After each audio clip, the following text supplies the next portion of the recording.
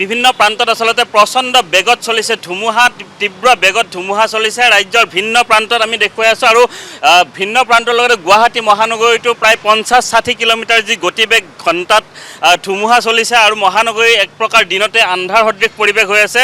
Camera person হিতেশে দেখুৱাব কি এক ভয়ংকৰ পৰিৱেশ। বিভিন্ন স্থানত গছ উভালি পৰিছে, বিদ্যুতৰ খুঁটা উভালি পৰিছে। এক প্ৰকাৰ ৰাজপথত ডাঙৰ ডাঙৰ গছ বাগৰি পৰাৰ ফলত জনজীৱন ব্যাহত হৈ পৰিছে আৰু বিভিন্ন ঘৰৰ ক্ষতিসাধন হৈছে, কৃষিভূমিৰ ক্ষতিসাধন হৈছে আৰু ৰাজ্যৰ দৰং, নলবাৰী, কামৰূপ বা যি উজনি অসম আছে, উজনি অসমৰ বিভিন্ন অঞ্চলত দেখিবলৈ পোৱা গৈছে ধুমুহা বৰষুণৰ প্ৰচণ্ড প্ৰকোপ দেখিবলৈ পোৱা গৈছে। তীব্ৰবেগী যি ধুমুহা, সেই ধুমুহাৰ ফলত বিস্তৰ ক্ষতিসাধন হৈছে আৰু গুৱাহাটী মহানগৰীৰ আমি কিছু দৃশ্য দেখুৱাই আছোঁ।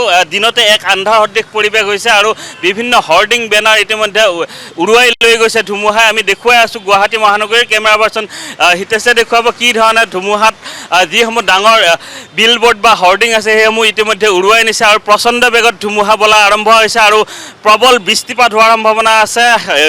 ইতিমধ্যে বতৰ বিজ্ঞান কেন্দ্ৰই শিলাবৃষ্টিৰ আগজাননী দিছে, প্ৰচণ্ড বৃষ্টিপাতৰ আগজাননী দিছে। এয়া দেখুৱাই আছে কি ধৰণে উৰুৱাই লৈ গৈছে বিভিন্ন ডাঙৰ ডাঙৰ যি হৰ্ডিং আছে, বিভিন্ন গছ বন আজি ধুমুহাত এক প্ৰকাৰ টচ নচ হোৱাৰ দিশে গতি কৰিছে। ৰাজ্যৰ বিভিন্ন প্ৰান্তত বিস্তৰ ক্ষতিসাধন হৈছে আৰু গুৱাহাটী মহানগৰীতো এক প্ৰকাৰ দিনতে অন্ধকাৰ সদৃশ পৰিৱেশ হৈ পৰিছে। আমি দেখুৱাই আছোঁ এক ভয়ংকৰ পৰিৱেশ। ইতিমধ্যে বতৰ বিজ্ঞান কেন্দ্ৰই আগজাননী দিছে যে আগন্তুক 3-4 ঘণ্টা বা 24 ঘণ্টালৈ হয়তো এই অব্যাহত থাকিব পাৰে এই ধুমুহা বা শিলাবৃষ্টি বৰষুণৰ তাণ্ডৱ আৰু বিভিন্ন অঞ্চলত ইতিমধ্যে ক্ষতিসাধন হোৱাৰ বাতৰি আহিছে। বিভিন্ন অঞ্চলত প্ৰকাণ্ড গছ বাগৰি পৰিছে, ৰাজপথত বিদ্যুৎ সংযোগ ব্যাহত হৈ পৰিছে, কৃষিভূমিৰ ক্ষতিসাধন হৈছে আৰু গুৱাহাটী মহানগৰীতো দেখিবলৈ পোৱা গৈছে প্ৰচণ্ড ধুমুহাৰ তাণ্ডৱ দেখিবলৈ পোৱা গৈছে। বিভিন্ন অঞ্চলত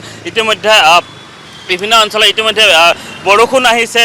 যিহেতু বৰষুণ বুলি ক'লে গুৱাহাটী মহানগৰীত ভয় সন্ত্ৰাসত দিন কটাবলগীয়া হয়।